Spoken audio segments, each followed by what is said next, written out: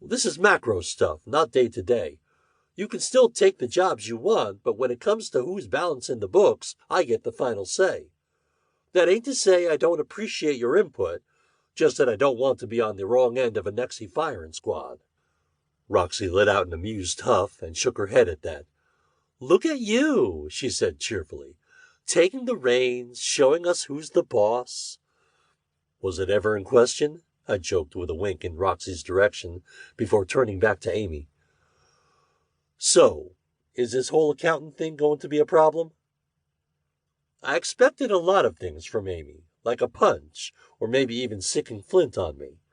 But what I didn't expect was the half-hidden smirk she was sending my way. You're the boss, she said, looking at me with an expression I couldn't quite pinpoint a while longer before returning to her meal. Anyway, Bald Rock, that's going to be a bit of a drive. How long? I asked. Good day's drive, Amy replied. Day and a half, tops.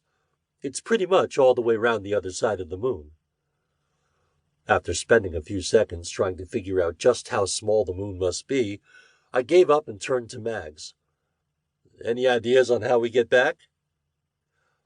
Honestly, Mags seethed, you'll probably have to drive. I mean, unless you decide to let me put more of a focus on the ship. Come on, we both know you ain't going to have that finished before we need to leave. I chuckled.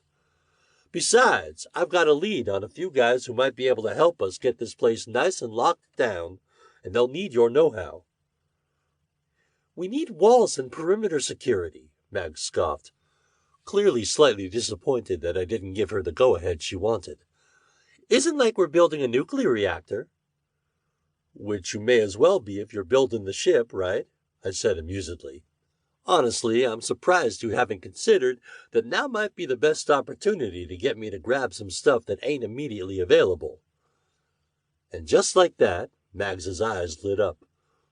I'll get a shopping list, she replied before practically shooting out of her chair and running for the door.